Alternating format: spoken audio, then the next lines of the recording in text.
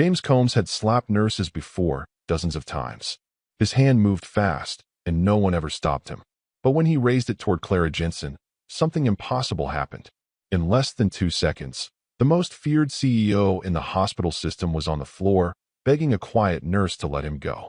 What James didn't know, what none of them knew, was that Clara wasn't just a nurse. And what happened next would expose secrets that had been buried for years, secrets that would bring down an empire built on fear. But in that moment, with James on the... Before we continue, please subscribe to the channel and let us know where you are watching from in the comments. Enjoy the story. James Combs had slapped nurses before, dozens of times. His hand moved fast, and no one ever stopped him. But when he raised it toward Clara Jensen, something impossible happened. In less than 2 seconds, the most feared CEO in the hospital system was on the floor, begging a quiet nurse to let him go. What James didn't know, what none of them knew, was that Clara wasn't just a nurse. And what happened next would expose secrets that had been buried for years, secrets that would bring down an empire built on fear. But in that moment, with James on the ground and every eye in the ER frozen in shock, everything changed. Ridgeview Medical Center sits on the eastern edge of the city, a sprawling complex of glass and steel that should have been a place of healing. For most hospitals, the mission is simple: care for the sick, comfort the suffering, save lives when possible. But Ridgeview had become something else entirely. It had become a kingdom, and every kingdom needs a king, or in this case, a tyrant. James Combs didn't look like a monster. In photographs and press releases, he appeared professional, even distinguished. Expensive suits, confident smile, the kind of executive who looked good at charity galas and board meetings. But the people who worked under him knew a different James Combs. They knew the man who ruled the hospital corridors like a warlord, whose temper could erupt without warning, whose word was law, and whose cruelty had become so routine that it was simply accepted as the price of employment. It started small, the way these things always do. A raised voice here, an unreasonable demand there. Staff members learned quickly that questioning James was a mistake. Suggesting alternatives to his decisions was career suicide. And showing any kind of weakness? That was unforgivable. Within his first year as CEO, James had established an atmosphere where fear was more powerful than any policy manual. Nurses walked the halls with their eyes down. Doctors chose their words carefully. Everyone had learned the same survival strategy: stay invisible, stay quiet, and pray you never ended up in James Combs's crosshairs. But some people couldn't stay invisible. There was Sarah Mitchell, a night shift nurse with 15 years of experience, who made the mistake of pointing out a medication error in James's new efficiency protocol. She was fired the next morning.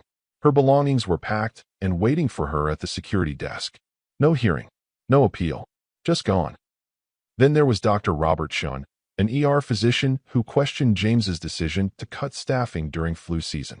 James called him incompetent in front of his entire department, then systematically destroyed his reputation until Chun resigned rather than face another day of humiliation. The slapping started about 2 years into James's reign.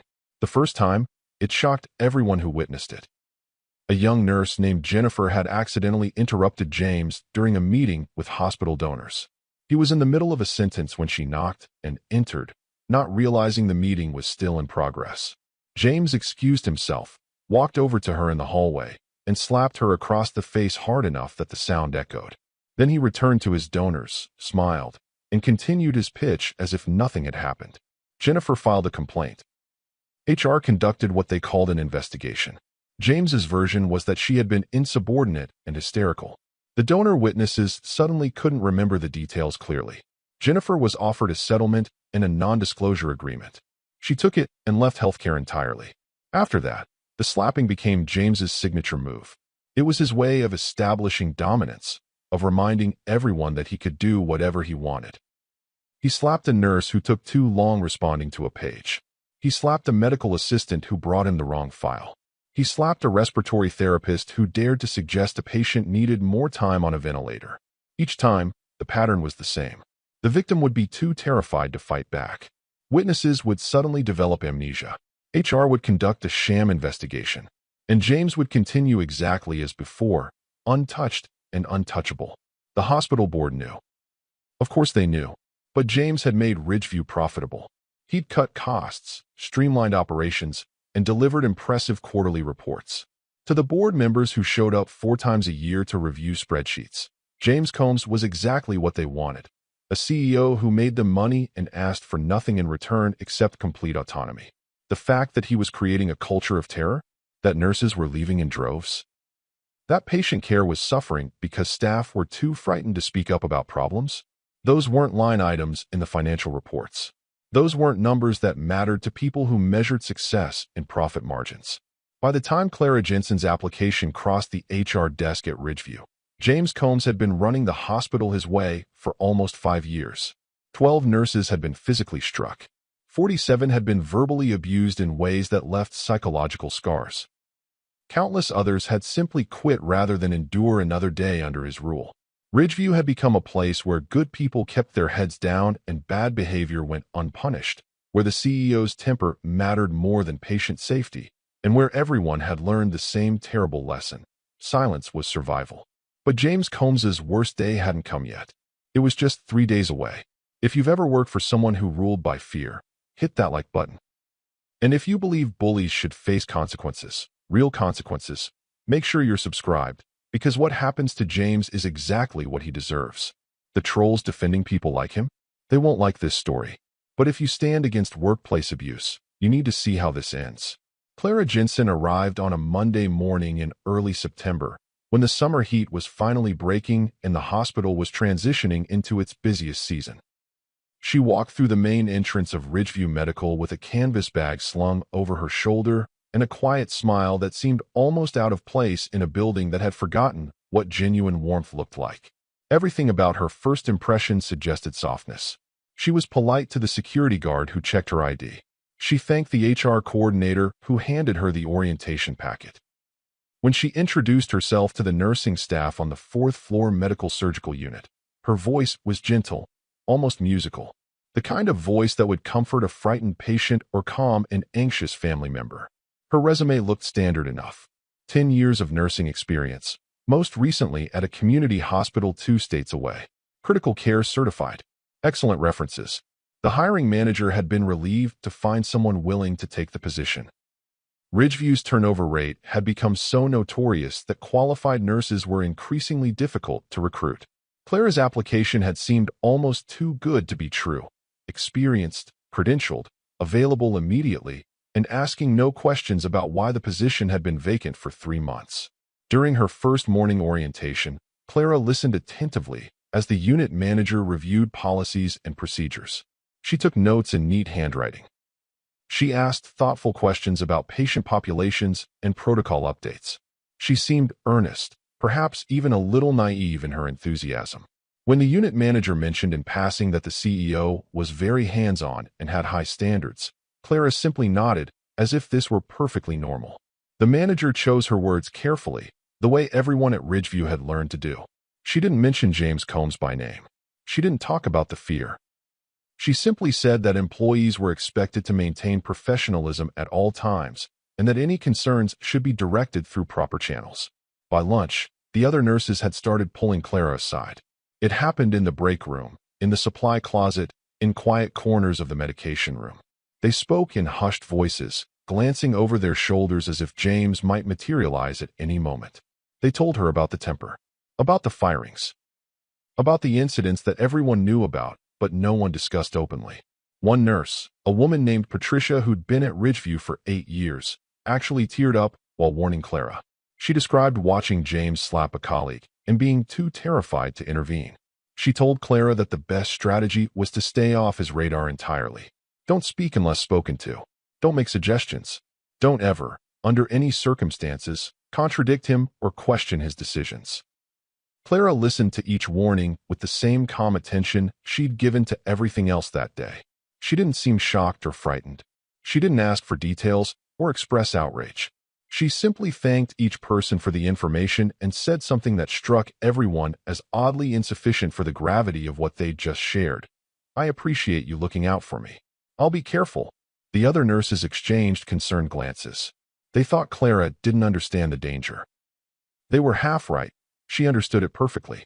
What they didn't know was where she'd learned to handle dangerous situations. There were small things, barely noticeable details that wouldn't register as significant unless you knew what to look for. The way Clara positioned herself in a room, always with clear sight lines to exits.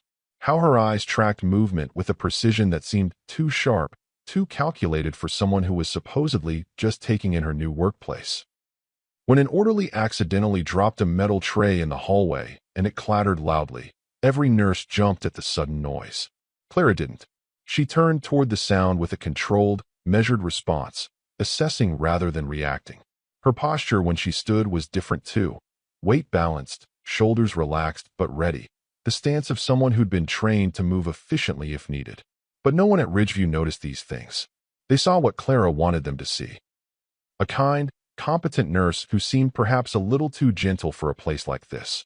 A woman who would probably learn the hard way, like everyone else had, that James Combs's hospital had rules that had nothing to do with the employee handbook. They worried for her. They felt protective of this soft-spoken newcomer who had no idea what she'd walked into. They had no idea that Clara Jensen had walked into exactly what she'd intended to find. Clara's competence became obvious within 48 hours.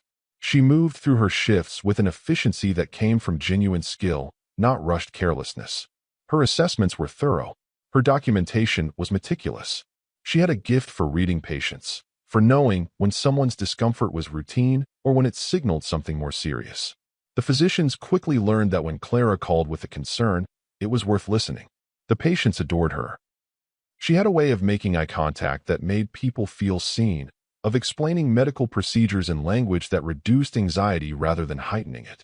By the end of her third day, the charge nurse was already remarking that Ridgeview was lucky to have her. But there were moments that didn't quite fit the image of the gentle, accommodating nurse. Small instances of quiet defiance that caught people off guard. When a surgical resident tried to order an unnecessary test just to cover himself legally, Clara didn't defer the way most nurses would. She simply stated, calmly and clearly, that the patient had already undergone that test 2 days prior and the results were in the chart. When a pharmacy tech tried to rush her through a medication verification, Clara stopped, made eye contact, and said she'd take the time she needed to verify properly. Thank you. Nothing aggressive. Nothing confrontational.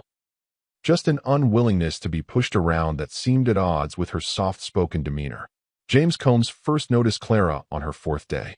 He was making one of his infamous rounds through the medical surgical floor, the kind of inspection that made everyone tense. He walked the corridors like a general reviewing troops, looking for infractions, for mistakes, for any excuse to demonstrate his authority. When he passed Clara in the hallway, she met his eyes briefly and nodded a polite greeting before returning her attention to the patient chart she was reviewing. It was nothing, really, just a moment. But it was different from how everyone else reacted to James. Most staff averted their eyes, found sudden urgent tasks, essentially made themselves invisible. Clara had acknowledged him as an equal colleague, nothing more and nothing less. James barely registered it. Just another nurse. Probably new, given that he didn't recognize her. She learned soon enough how things worked at Ridgeview. He dismissed her from his mind and continued his rounds, leaving a trail of nervous energy in his wake. What James didn't see was how Clara watched him. She observed the way staff scattered at his approach. She noted which nurses he targeted with criticism and which he ignored. She listened to the tone he used when he was displeased, cataloging the warning signs of escalation. When James publicly berated a lab technician for a delayed result, Clara was restocking a supply cart 15 feet away, apparently focused on her task, but absorbing every detail of the interaction. The set of James's shoulders when he was building toward an outburst. The particular edge in his voice that preceded physical intimidation. She was studying him the way a strategist studies an opponent, learning patterns, identifying vulnerabilities. They had 3 near misses that week. The first was in the medication room, where Clara was preparing an 4 antibiotic when James entered looking for the charge nurse. Clara stepped aside to give him space, a movement so smooth and deliberate that it seemed like simple courtesy, but was actually tactical positioning. The second was during a code blue, where Clara was part of the response team and James appeared to observe, as he often did, using medical emergencies as opportunities to evaluate staff performance under pressure. Clara never once looked in his direction, entirely focused on her role in the resuscitation, demonstrating a level of composure that bordered on unusual. The third near miss happened in the cafeteria, where James was holding court with several department heads, and Clara walked past with her lunch tray. One of the administrators waved her over to introduce her as a promising new hire. Clara smiled, shook hands, made appropriate small talk, and extracted herself within 60 seconds. Polite but unremarkable. That moment was now 72 hours away. On Clara's 7th day at Ridgeview, she was assigned to care for a patient named Walter Harrison, an 83-year-old veteran recovering from pneumonia. Walter had been observing Clara throughout her shift with the sharp attention of someone who'd spent a lifetime reading people. When she came to check his vitals in the late afternoon, he caught her hand gently and said something that made her pause. He told her she reminded him of the military nurses who'd saved his life in Vietnam. There was something about the way she carried herself, he said. A certain quality he couldn't quite name, but recognized all the same. Clara's expression softened. She squeezed his hand and told him to rest, that he was in good hands. Walter watched her leave the room, a knowing look in his eyes, as if he'd just confirmed something he'd suspected. James had struck 12 nurses in his career. Clara would make sure she was the last. It happened on Clara's 8th day at Ridgeview, during what should have been a routine Friday evening shift in the emergency department. Clara had been floated down from the medical surgical floor to help cover a staffing shortage, something that happened frequently at a hospital where nurses were constantly leaving and positions remained unfilled for months. The ER was moderately busy, nothing unusual for a September evening. A few motor vehicle accidents, some chest pain evaluations, a child with a possible broken arm. Standard emergency medicine. The delay started with something completely mundane. An elderly woman named Mrs. Dorothy Fletcher had arrived by ambulance with symptoms of a stroke. The ER physician had ordered immediate imaging and labs, but the CT scanner was occupied with a trauma case that had arrived minutes earlier. It wasn't anyone's fault. It wasn't negligence or laziness or incompetence. It was simply the reality of emergency medicine, where resources are finite and priorities must be constantly reassessed. Mrs. Fletcher would get her scan as soon as the trauma patient was stable. In the meantime, Clara had been assigned to monitor her, to keep her calm, to watch for any changes in her neurological status. Mrs. Fletcher was frightened, confused by the sudden weakness in her left side, disoriented by the bright lights and unfamiliar faces of the ER.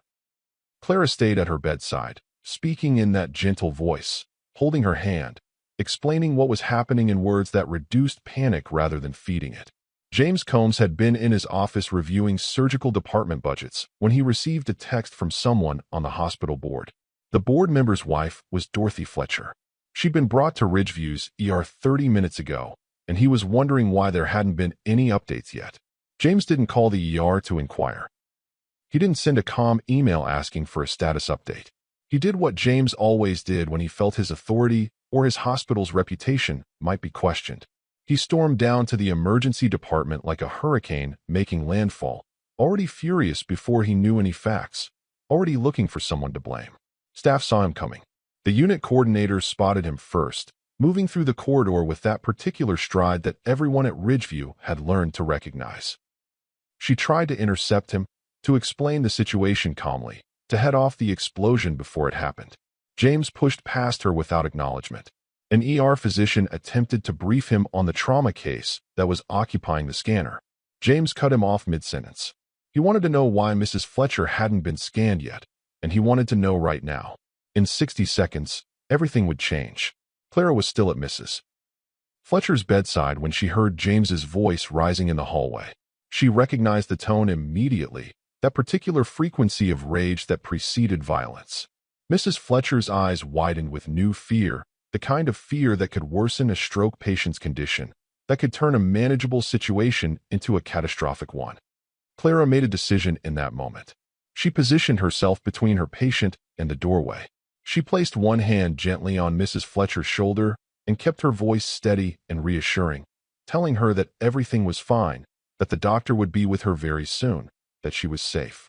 James appeared in the doorway. His face was flushed. His jaw was clenched.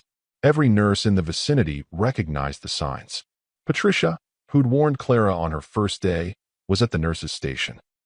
She caught Clara's eye and gave the smallest shake of her head, a desperate silent plea. Don't engage. Don't defend. Don't give him a target. Another nurse actually whispered Clara's name, trying to warn her. The ER physician started to step forward, already forming words that might de-escalate, but knowing from experience that once James reached this point, de-escalation was rarely possible. Clara saw all of it. The warnings, the fear, the collective held breath of everyone who'd learned that survival meant staying silent. She saw James's eyes lock onto her, saw him register that she was the nurse attending to Mrs. Fletcher, saw him identify his target. And Clara did something that no one at Ridgeview Medical had done in 5 years. She stepped forward, not aggressively, not confrontationally, just firmly, placing herself more deliberately between James and her vulnerable patient. She met his eyes with that same calm she'd shown since her first day, and she spoke in a voice that was quiet but absolutely clear. She told James that Mrs. Fletcher would receive her scan as soon as the trauma bay was clear, that the delay was medically appropriate and necessary, and that right now what the patient needed most was a calm environment. James's rage escalated like a wildfire meeting fresh oxygen. He moved toward Clara, his voice rising to a shout, demanding to know who she thought she was. How dare she speak to him that way? Did she have any idea who he was? Clara didn't back down, didn't apologize, didn't retreat. She simply stood her ground, her posture relaxed but immovable, her expression unchanged. What happened next took exactly 1.8 seconds. But for James, it would last forever. Before we show you what Clara did, comment, "No more bullies," if you believe people like James need to be stopped. This moment right here, it's about to prove that silence isn't the only option. If you stand for dignity at work, drop that comment now. Let's show everyone watching that we don't tolerate this. James Combs raised his hand the way he'd done 12 times before. The motion was practiced, almost reflexive. His right arm came up fast, palm open, aimed at Clara's face with the full weight of 5 years of unchallenged authority behind it. In his mind, this would end the way it always ended. The strike would land. The nurse would be shocked into submission. Everyone watching would be reminded that James Combs could do whatever he wanted, and there wasn't a damn thing anyone could do about it. His hand was already moving through the air. The sound of impact was half a second away. It never came. Clara's response was so fast, so precise, that most of the witnesses would later struggle to describe exactly what they saw. Her left hand came up and intercepted James's wrist mid-swing, not grabbing or yanking, but redirecting the momentum with a controlled technique that turned his own force against him. In the same fluid motion, her right hand moved to his elbow, and she applied pressure at a specific angle that martial arts instructors spend years teaching. James's arm locked. His balance shifted. His body had no choice but to follow the direction Clara was guiding it, and that direction was down. She pivoted her hips, maintained control of his arm, and brought James Combs to the floor of the emergency department with a technique so clean, so professional, that it was clear this wasn't luck or panic or accident. This was training, advanced training, the kind that becomes muscle memory after thousands of repetitions. The entire sequence took 1.8 seconds. From the moment James's hand rose to the moment his knees hit the floor, less time had passed than it takes to draw a full breath. But in those 1.8 seconds, an empire that had stood for 5 years came crashing down. James was on the ground, his arms still controlled by Clara's grip, his face registering shock that was almost comical in its completeness. He'd been untouchable for so long that the physical reality of being overpowered, of being controlled, of being made helpless hadn't existed in his conception of possible outcomes. He tried to pull away. Clara adjusted her hold, not increasing pressure, not causing pain, just maintaining absolute control. And then James Combs did something that no one at Ridgeview Medical had ever heard him do. He begged. His voice came out strangled and desperate, nothing like the commanding roar that had terrorized staff for years. He told Clara to let him go. "Please." He said please. The words sounded foreign in his mouth. The emergency department had gone completely silent. Every person in that space had frozen in place, their brains trying to process what they'd just witnessed. Patricia's hand was covering her mouth, her eyes wide with disbelief. The ER physician who'd tried to intercept James was standing motionless, his prepared de-escalation speech dying unuttered. A respiratory therapist who'd been walking past with an oxygen tank had stopped mid-stride. Even the patient behind them, Mrs. Fletcher, had gone quiet, her confusion temporarily overshadowed by the unprecedented scene unfolding in her doorway. Clara held James for exactly 3 seconds more, long enough to be certain he understood what had happened. Long enough for the message to be unmistakable. She had controlled him completely, and she could have hurt him if she'd chosen to. Then she released him with the same precision she'd used to take him down. She stepped back, her hands returning to a neutral position at her sides, her breathing barely elevated. James scrambled to his feet, his expensive suit rumpled, his dignity shattered, his face cycling through shock and humiliation and rage. Clara's expression hadn't changed. She looked exactly as she had before the confrontation, calm and professional, as if subduing the hospital CEO was simply another clinical skill she possessed. The witnesses would tell different versions of the story later, the way witnesses always do. Patricia would swear that Clara moved so fast, she almost couldn't see it. The ER physician would focus on the technical precision of the technique, recognizing it as something far beyond basic self-defense. A medical student who'd been charting nearby would remember the sound of James's knees hitting the floor, a sound he'd never expected to hear. The unit coordinator would talk about the silence afterward, how the entire ER seemed to collectively hold its breath. But they'd all agree on one thing. They'd just watched a quiet nurse with a gentle voice do something impossible. They'd watched her stop James Combs. And in that moment, everyone in that emergency department realized that Clara Jensen wasn't who they'd thought she was. The soft-spoken demeanor, the kind smile, the patient bedside manner, those were all real. But underneath was something else entirely. Something forged in places where people learned to handle violence with controlled precision. Something that came from training that had nothing to do with nursing school. Clara was a Marine. They just didn't know it yet. James got to his feet, and the first thing he tried to do was reassemble his authority. He brushed at his suit jacket with shaking hands, cleared his throat, and attempted to resurrect the commanding voice that had intimidated hundreds of people over 5 years. He told Clara she was fired. The words came out with less conviction than he'd intended, almost tentative, but he pressed forward anyway. She'd assaulted him. She'd physically attacked a hospital executive.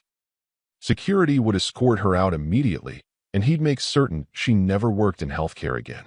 He'd personally see to it that her nursing license was revoked. She'd be lucky if he didn't press criminal charges. The threats tumbled out one after another, each one sounding more desperate than the last, because James was doing what he'd always done when challenged. He was using fear and intimidation to regain control. Except this time, his voice was still shaking. This time, everyone had just watched him beg on the floor. This time, the threats rang hollow. Clara didn't respond to any of it. She simply stood there, her posture relaxed, her expression unchanged, waiting for him to finish. Her silence was more powerful than any argument she could have made. It communicated something that terrified James more than any confrontation. She wasn't afraid of him, not even a little. Security arrived within 90 seconds, responding to multiple panic calls that there'd been a physical altercation in the ER. Behind them came the nursing supervisor and the hospital's risk management director, both looking alarmed and confused. James immediately pivoted to them, his voice rising again as he recounted his version of events. The nurse had attacked him without provocation. She was clearly unstable, possibly dangerous. He wanted her removed from the premises immediately, and he wanted the police called. He was gesturing now, trying to physically demonstrate what had happened, but his gestures were vague and unconvincing because James himself didn't fully understand what Clara had done to him. Then Patricia spoke. Patricia, who'd worked at Ridgeview for 8 years, who'd watched James slap a colleague and been too terrified to intervene, who'd warned Clara on her first day to stay invisible. She stepped forward, her voice trembling but audible, and she said that James was lying. She'd seen the whole thing. James had tried to strike Clara. Clara had defended herself. That was all that happened. The security officers turned to look at her, and something shifted in the air of that emergency department. Something that had been locked tight for 5 years suddenly cracked open. The ER physician spoke next. His voice was steadier than Patricia's, carrying the weight of medical authority.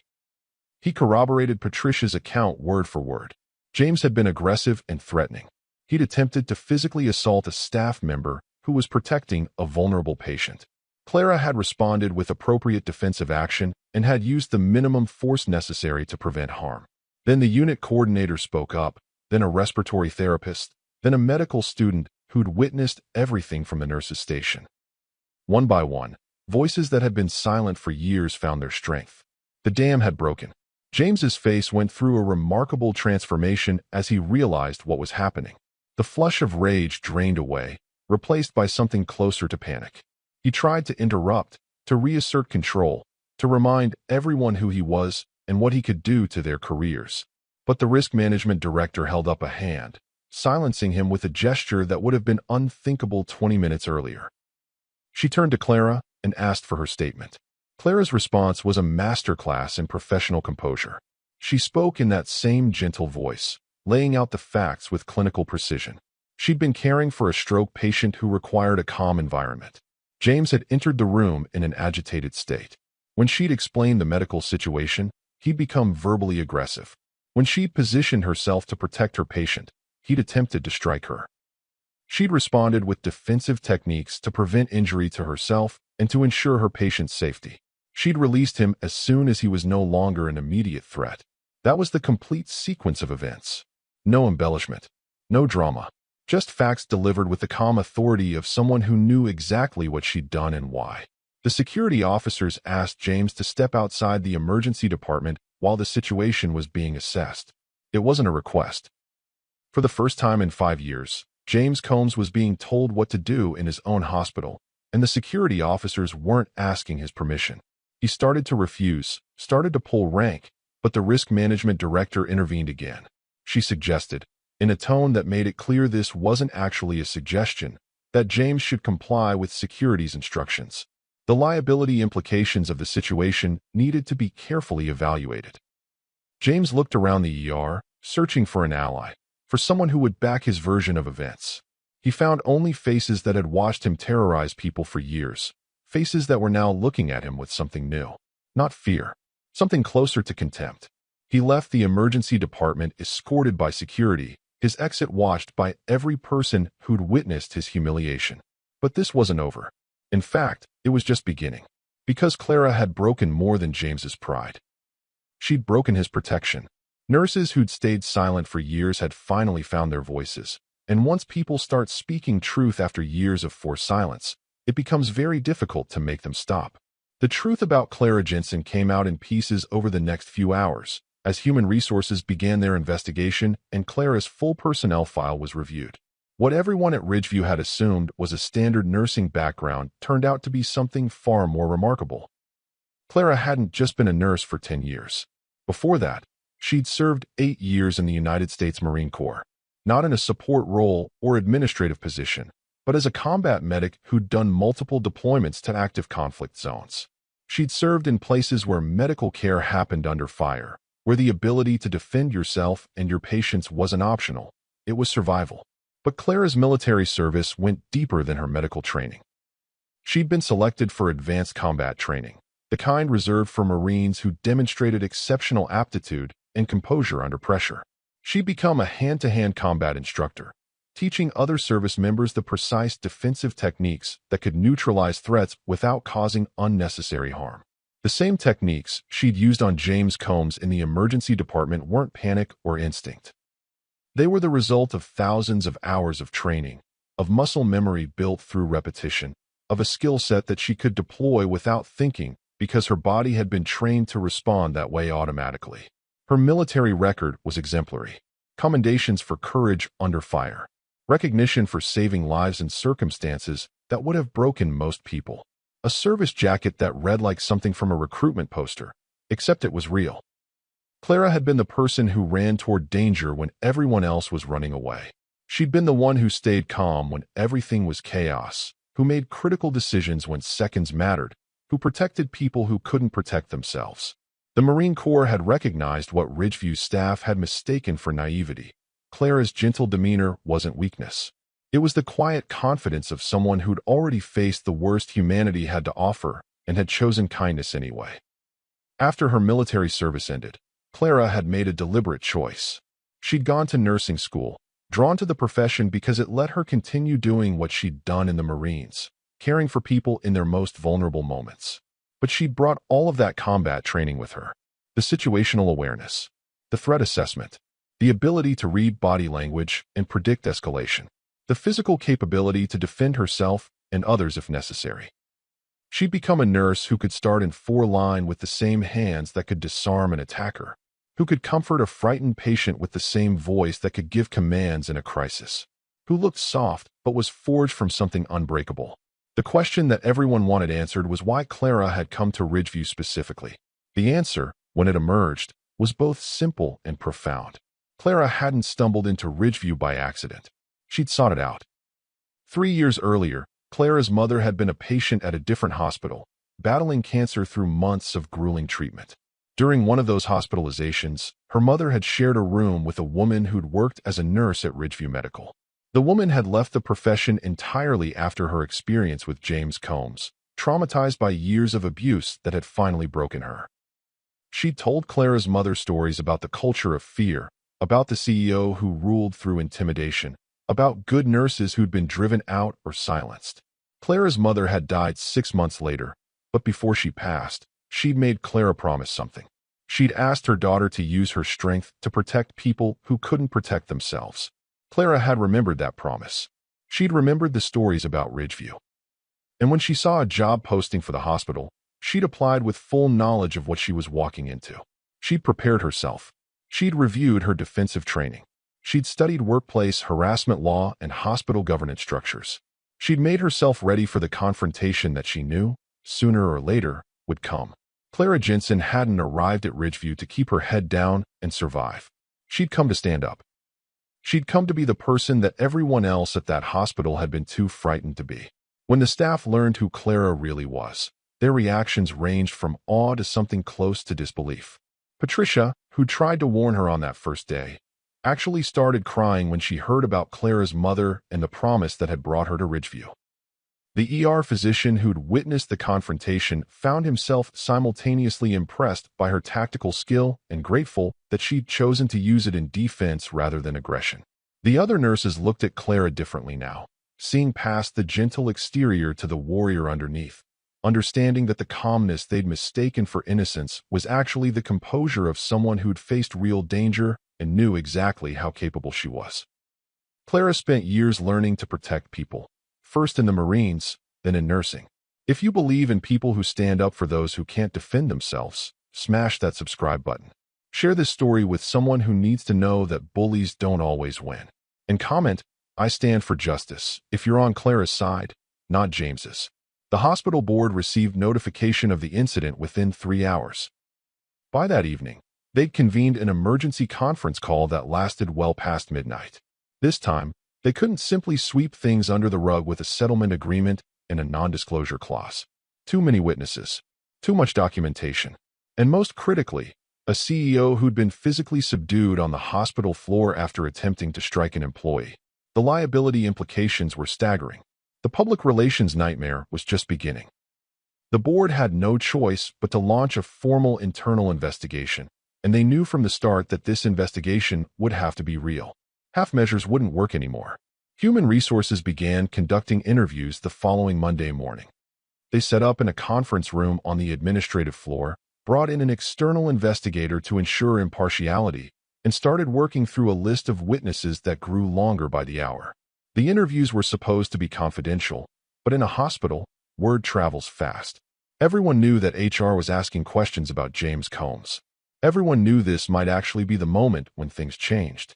The question was whether people would have the courage to tell the truth. Patricia was among the first to be interviewed. She walked into that conference room terrified, her hands shaking as she took a seat across from the investigator. She'd spent 8 years keeping her head down, 8 years watching abuse happen and saying nothing because speaking up seemed impossible. But something had shifted after watching Clara stand her ground. Patricia told the investigator everything. The nurse she'd watched get slapped 3 years ago. The verbal abuse she'd personally endured. The culture of fear that made every shift feel like walking through a minefield. When she finished, she felt something she hadn't felt in years at Ridgeview: relief. Then came the others. One by one, nurses who'd been silenced by fear found themselves sitting in that conference room, unburdening themselves of stories they'd carried alone for too long. A recovery room nurse described being screamed at for 20 minutes over a scheduling issue that wasn't her fault. An ICU charge nurse talked about watching James fire a colleague for questioning a policy change. the termination happening so fast that the targeted nurse didn't even have time to defend herself. A medical surgical nurse, her voice barely above a whisper, described the time James had grabbed her arm hard enough to leave bruises because she'd paged him about a patient concern at what he considered an inappropriate hour. Each interview added another layer to a picture of systematic abuse that had been hiding in plain sight for 5 years. The documentation started emerging from places James probably thought were safe. Former employees who'd left Ridgeview began receiving calls from the investigator. Some had kept personal journals documenting the abuse. Others had saved emails that showed James's patterns of intimidation and retaliation. A few had contemporaneous text messages to friends and family, sent in the immediate aftermath of incidents, providing real-time accounts that were impossible to dismiss as fabricated memories. The investigator built a timeline that stretched back to James's first month as CEO, a comprehensive record of escalating misconduct that had never been properly addressed. James tried to control the narrative the way he'd always controlled everything at Ridgeview. He called staff members who he thought might be sympathetic, suggesting that exaggerating or fabricating stories about him would constitute grounds for termination. He reminded department heads about his authority to make personnel decisions. He implied that people's careers would suffer if they participated in what he called a witch hunt. But something had fundamentally changed. The fear that had given James his power had been replaced by something stronger. The witnesses who'd seen Clara bring him to the floor, who'd watched him beg, who'd heard his voice shake as he made empty threats, those witnesses weren't afraid anymore. James's attempts at intimidation failed because everyone could see what Clara had demonstrated so clearly. He was just a man. A cruel man with some institutional authority, but not the untouchable tyrant he'd pretended to be. The hospital's legal team got involved by the end of the first week. They reviewed the preliminary findings and recognized immediately that Ridgeview was facing potential liability that could reach into millions of dollars. Hostile workplace lawsuits, assault claims, possible criminal charges. The hospital had documented evidence of ongoing abuse and had failed to take meaningful action. The legal exposure was catastrophic. More importantly, the attorneys recognized that this investigation couldn't be controlled or minimized. Too many people were talking. Too much documentation existed. The truth was coming out whether James liked it or not. 12 nurses had been struck. 47 had been verbally abused. But those numbers didn't tell the whole story. They didn't capture the nurses who'd left the profession entirely, who'd given up careers they loved because working under James Combs had become unbearable. They didn't count the patients whose care had suffered because staff were too frightened to advocate effectively. They didn't measure the psychological damage, the anxiety, the nightmares, the erosion of self-worth that happens when you're systematically degraded by someone in power. The investigation was uncovering not just individual incidents, but a pattern of institutional failure that had allowed one man's cruelty to poison an entire hospital. James Combs began to unravel in ways that everyone at Ridgeview could see. He showed up to work the day after the incident as if nothing had happened, as if sheer force of will could make the investigation disappear. But his behavior betrayed him. He snapped at administrative assistants over minor issues. He held meetings where he rambled, losing his train of thought mid-sentence. His hands trembled when he reviewed documents. Staff who'd worked with him for years noticed something they'd never seen before. James was afraid. Not the manufactured fear he'd used as a weapon against others, but genuine, visceral terror at the prospect of facing consequences for the first time in his professional life. His attempts to control the narrative became increasingly desperate and transparent. He called in favors from board members he'd cultivated over the years, reminding them of the financial success he'd brought to Ridgeview, suggesting that one incident with an unstable employee shouldn't overshadow years of strong leadership. He hired a crisis management consultant who specialized in reputation repair. He drafted statements painting himself as the victim of a violent assault, carefully omitting the part where he'd tried to strike Clara first. But the narrative he was trying to construct kept colliding with the testimony of witnesses who'd actually been there. His version of events didn't match the documented facts, and the more he insisted on his innocence, the more guilty he appeared. The board members who'd protected James for years began distancing themselves with remarkable speed. Phone calls went unreturned. Meetings were suddenly rescheduled. The board chair, who defended James at every previous complaint, started using language like concerning allegations and need for thorough review in official communications. They'd tied their reputations to James's success, but they weren't willing to go down with his sinking ship. They could read the same legal memos the attorneys were writing. They understood that standing by James now meant accepting liability for years of documented abuse. Then the media got involved.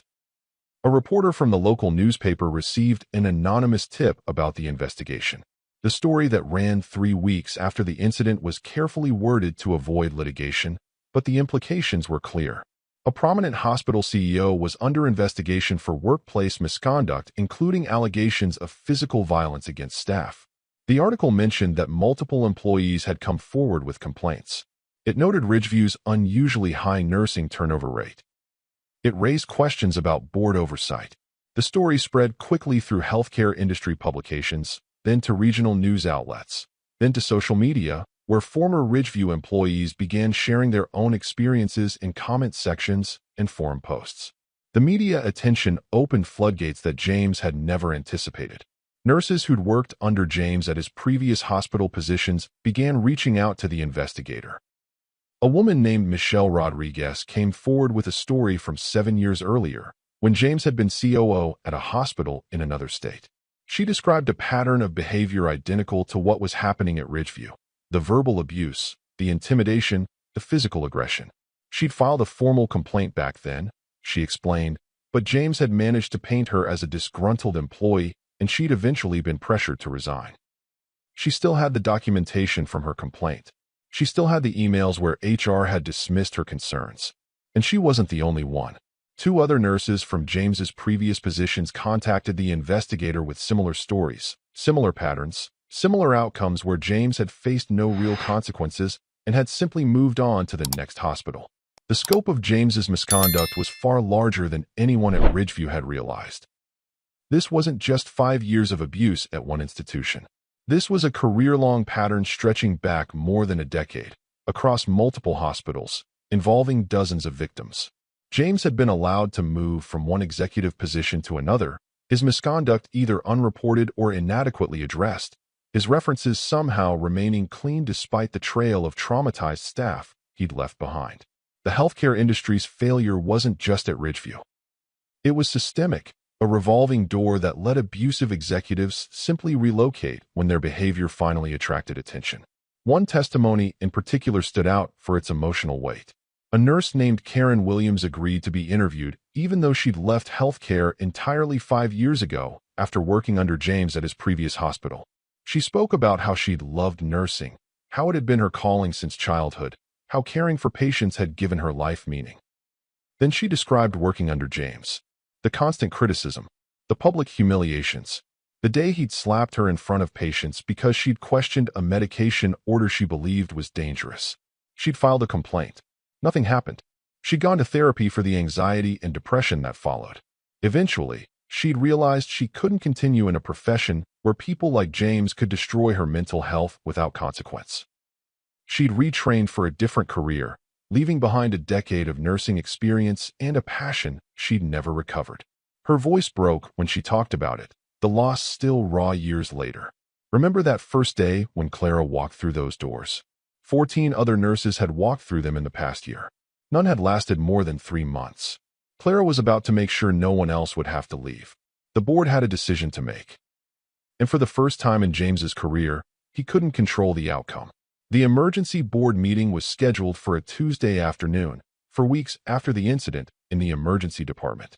The board convened in the hospital's largest conference room, every seat filled, the atmosphere heavy with the weight of a decision that everyone knew was coming, but that would still reshape Ridgeview's future.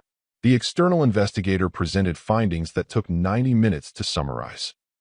Documented incidents spanning 5 years at Ridgeview. Corroborated testimony from 43 current and former employees. Evidence of previous misconduct at 2 other hospitals. A pattern so clear and so damning that defending James Combs would require willful blindness that the board could no longer afford. Clara was invited to provide formal testimony. She walked into that boardroom with the same calm composure she'd shown throughout the entire ordeal, wearing her nursing scrubs because she'd come directly from a shift. She sat across from 12 board members who held the power to either validate or dismiss everything that had happened. She recounted the events of that evening in the ER with the same factual precision she'd used in her initial statement. No embellishment, no emotion. Just a clear, chronological account of what had occurred and why she'd responded as she had. When the board chair asked if she'd felt her actions were appropriate, Clara's response was direct. She'd defended herself and protected a vulnerable patient from a hostile situation. She'd used the minimum force necessary to prevent harm. She'd do the same thing again if faced with the same circumstances. Her testimony lasted 12 minutes. It was the most powerful 12 minutes of the entire proceeding. Other victims were given the opportunity to speak.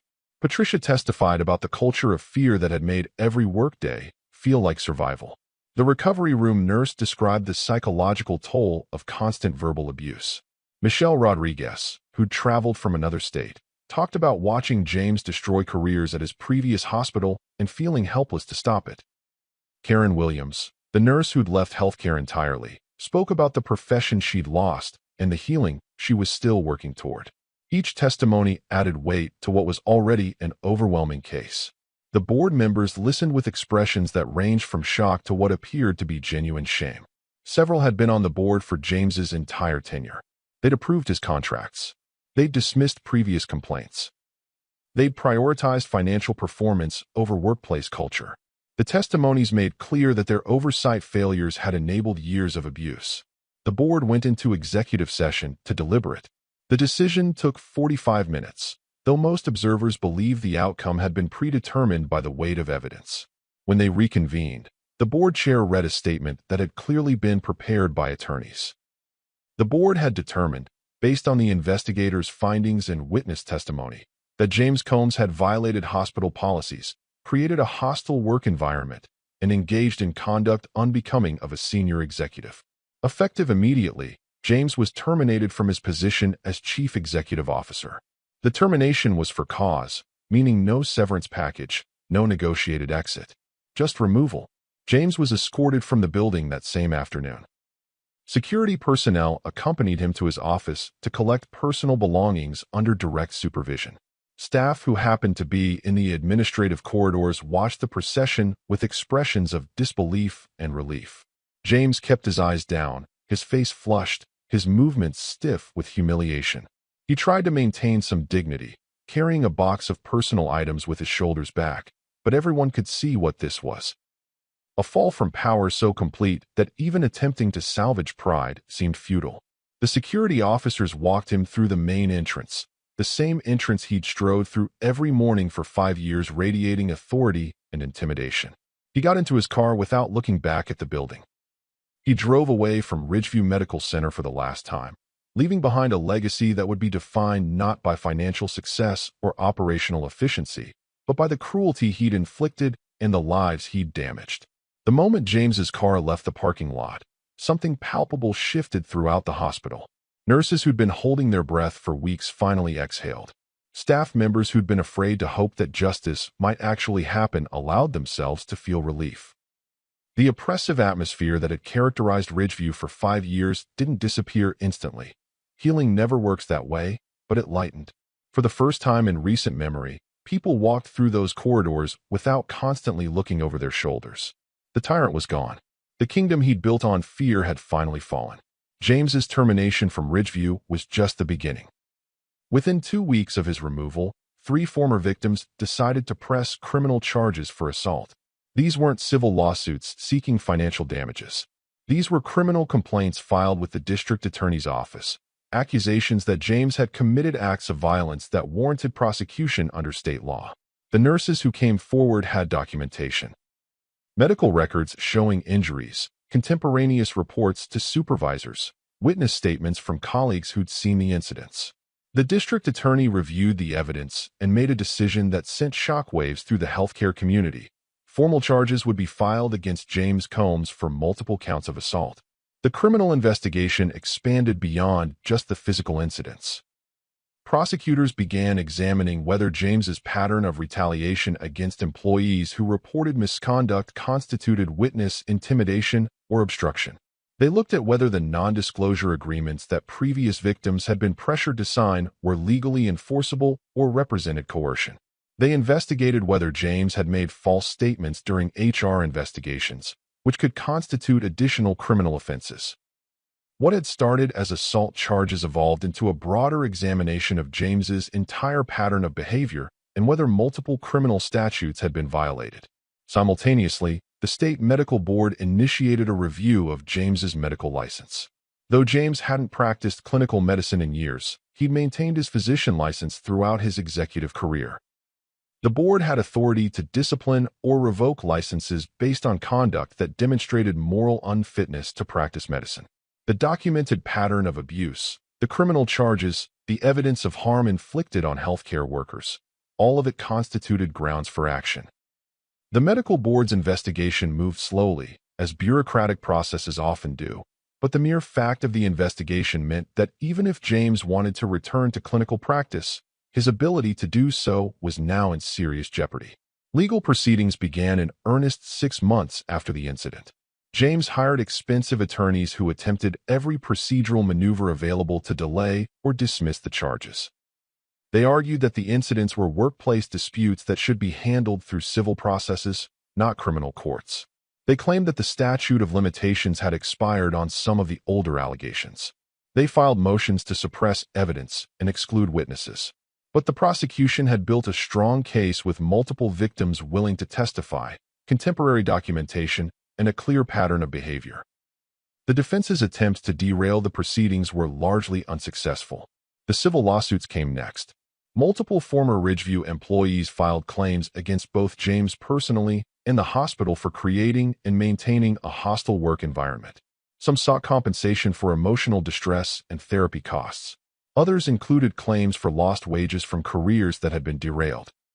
A few pursued punitive damages, arguing that the hospital's knowing failure to address James's misconduct for years justified additional penalties beyond compensatory relief. The hospital's insurance carriers began settlement negotiations almost immediately, recognizing that going to trial with the documented evidence would likely result in massive jury verdicts. For the first time in his career, James Combs was facing real consequences. Not just termination, not just professional embarrassment, but actual legal accountability that could result in criminal conviction, financial ruin, and the permanent destruction of his professional reputation. The man who'd spent years wielding power without oversight, who'd believed himself untouchable, who'd terrorized dozens of healthcare workers because he thought he could get away with it. That man was learning what happens when protection fails and accountability arrives. His attorneys negotiated plea agreements. His financial advisors worked to shield assets from civil judgments. His life became consumed by legal proceedings and the slow, grinding machinery of justice that he'd never imagined would be applied to him. But the story of Ridgeview wasn't about James's fall. It was about what came after. If you think people who abuse their power should face legal consequences, not just lose their job, hit that like button right now. Comment, accountability matters, if you believe justice means real consequences. And subscribe if you want to see more stories where bullies actually face what they deserve, because those stories need to be told. The hospital board brought in new leadership within a month of James's departure. The interim CEO was a woman named Dr. Sarah Mitchell, a physician administrator known throughout the region for her collaborative leadership style and commitment to workplace dignity. Her first action was meeting with staff at every level, listening to their experiences, and making a simple promise. Ridgeview would become a place where people were treated with respect, where speaking up was encouraged rather than punished, and where patient care would always take priority over ego or authority. Clara became instrumental in rebuilding the hospital's culture. The board asked her to join a newly formed committee focused on workplace safety and staff well-being. She helped design training programs that taught not just policies, but the actual behaviors that create psychological safety. She worked with HR to develop reporting systems where concerns could be raised without fear of retaliation, where investigations would be genuine rather than performative, where accountability would apply equally regardless of position or power. The transformation was visible in daily interactions. Nurses who'd spent years keeping their heads down began speaking up in meetings, offering suggestions, questioning orders when something didn't seem right. The culture of fear that had defined Ridgeview gave way to something healthier, an environment where disagreement was seen as professional discourse rather than insubordination, where mistakes could be acknowledged and learned from rather than hidden and punished. Staff training emphasized respect, communication, and the fundamental principle that every person in the hospital, from environmental services to the executive suite, deserved dignity. Patient care quality improved in measurable ways. Satisfaction scores rose. Medical errors decreased. The hospital's nursing turnover rate, which had been among the worst in the region, dropped dramatically as good nurses stopped leaving and talented candidates actually wanted to work at Ridgeview again. One patient, an elderly man recovering from cardiac surgery, told his nurse that he could feel the difference in the building. The staff seemed happier, more present, more willing to take time explaining things and answering questions. He said it made him feel safer, knowing that the people caring for him were working in an environment where they could focus on patients rather than protecting themselves from abuse. Ridgeview was healing. Not quickly, not without effort, but genuinely. Clara's advancement at Ridgeview happened naturally, driven by merit and the respect she'd earned from every level of the organization. Within 6 months, she was promoted to nurse manager. A year later, she became director of nursing education. Her rise wasn't about the confrontation with James, though that moment had certainly revealed her character. It was about her consistent demonstration of leadership, her ability to create psychological safety for staff, and her unwavering commitment to both excellent patient care and workplace dignity. People followed Clara not because they feared her, but because they trusted her judgment and believed in her vision for what healthcare could be. Her leadership philosophy was straightforward. Treat people with respect, create systems that support rather than punish, and never ask anyone to tolerate behavior you wouldn't accept yourself. She taught new nurses that standing up for patients sometimes meant standing up to authority, that professional advocacy required courage, and that the quiet strength to do what's right mattered more than being liked by powerful people. She mentored staff who'd been traumatized by the previous culture, helping them rebuild confidence and remember why they'd chosen nursing in the first place. National nursing organizations began recognizing Clara's work.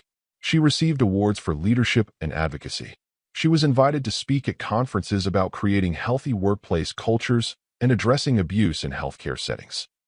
She used every platform to talk about the systemic failures that allow toxic leaders to move between institutions, about the importance of genuine accountability, and about supporting healthcare workers who speak truth to power.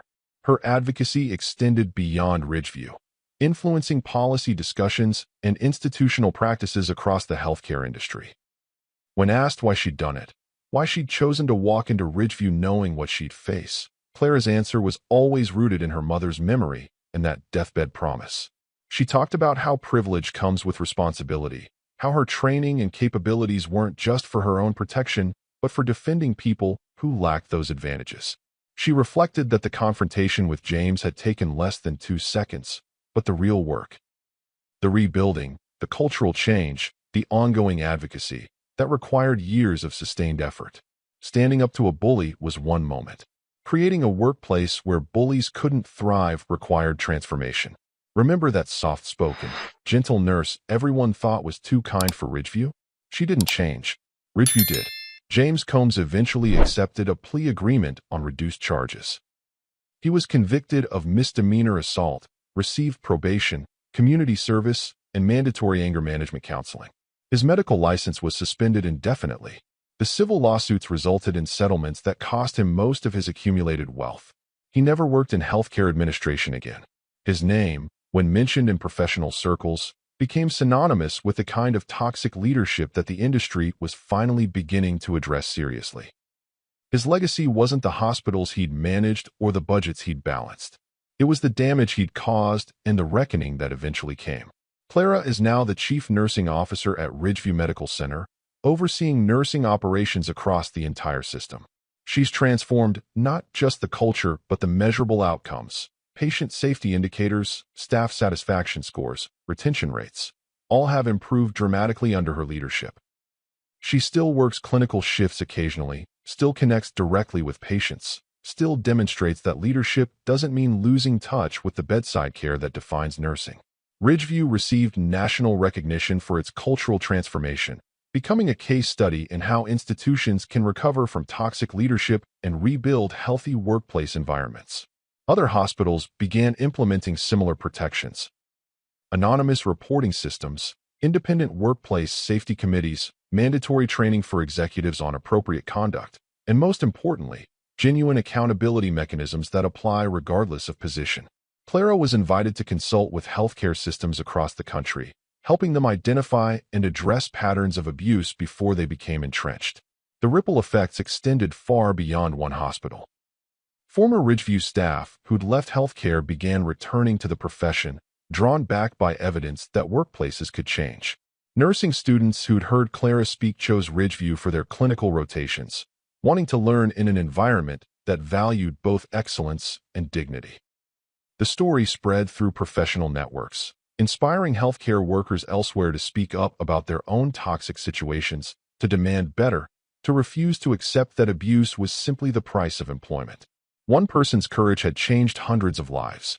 Clara's decision to stand up in that emergency department, to refuse to accept that James Combs was untouchable, to demonstrate that protection of vulnerable people mattered more than personal safety. That decision had created waves that reached far beyond what she could have imagined when she first walked through Ridgeview's doors. Clara could have stayed silent. She could have looked away like everyone expected. But she didn't, and because of that, hundreds of healthcare workers can now do their jobs with dignity. If this story moved you, if you believe one person can make a difference, subscribe to this channel. We tell stories about ordinary people doing extraordinary things when they decide enough is enough. Comment below, enough is enough, if you're inspired to stand up in your own life. Share this with someone who needs to know that courage can change everything. And remember, you don't need to be a Marine to stand up for what's right. You just need to decide that some things are worth the risk.